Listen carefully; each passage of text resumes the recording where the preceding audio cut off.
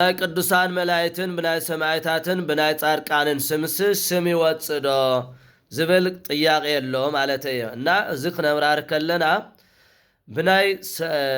ብዘይ ናይ መዓርጎም ስም ናይ መላእክት ስም ናይ ጻድቃን ናይ ሰማዕታት ስም ክወፅእ ይኽእል እዩ። ምክንያቱ ኣብዚ ናይ ቅዱሳን ወይም ናይ ሰማዕታት ገድሊ ዘሰመ ወልዶ ወለቶ በስምከ ብወዱ ወይ ጓሉ ብስምካ ለውፀ አነ ክምሕሮ እየ ልብል ቃል ኪዳን ኣሎ። ለምሳሌ ሚካኤል፣ ኪሩቤል፣ ሱራፌል፣ ፋኑኤል እዚ ስም እዚ ክወፅእ እዩ። ናይ መዓርግታ እዩ ሊቀ መላእክት፣ ፋኑኤል፣ ሰዳዲ አጋንንት ከምዚና ክነውፅእ ንኽእልን። ናይ ሰማዕታት ደሞ ተርሚኖስ፣ ጴጥሮስ፣ ጳውሎስ እና ስም ክነውፅእ ንኽእል ኢና።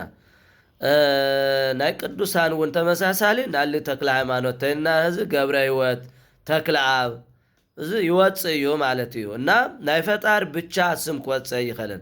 ፈጣሪ ለምሳሌ አምላክ፣ ወልደ አምላክ፣ ወልደ አብ፣ ወልደ አምላክ፣ ወልደ አብ፣ ኢየሱስ ክርስቶስ መድኃኔ ዓለም እዚ ተባሂሉ ክወፅእ ይኽእል። ስለዚ ናይ ጻድቃን ናይ ሰማዕታትና ቅዱሳን ግን ብዘይ መዓርጎም አረጋዊ ተባሂሉ ይወፅእ።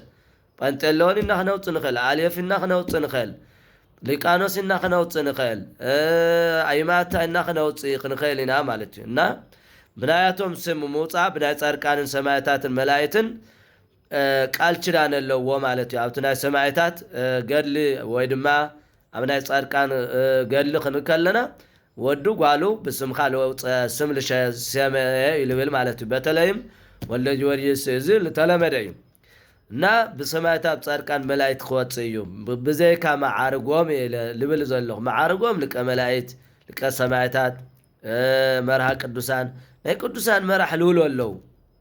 እዚ ክወፅእ ለይኽእልና ሃዚ ገብረ መንፈስ ቅዱስ ገብረ ህይወት እዩ ስሙ ናይ ገብረ መንፈስ ቅዱስ ገብረ ህይወት ኢና ክነውፅእ ንኽእል፣ ገብረ አብ ኢና ክነውፅእ ንኽእል። ገብረ መንፈስ ቅዱስ ግን ናይ መንፈስ ቅዱስ ናይ ስጦታ ናይቲ መዓርጉ ስም እዩ። ናይ መንፈስ ቅዱስ አገልጋሊ ዝተባሃለ እዩ እና እዚ ክወፅእ እዩ። ግን ላጠየቕና ክነውፅእ ይኹና ንወፅእ ኢሎሞ ስቂሉ ለይተለመደ ክወፅእ ይኽእልና እዚ እዩ መልሱ።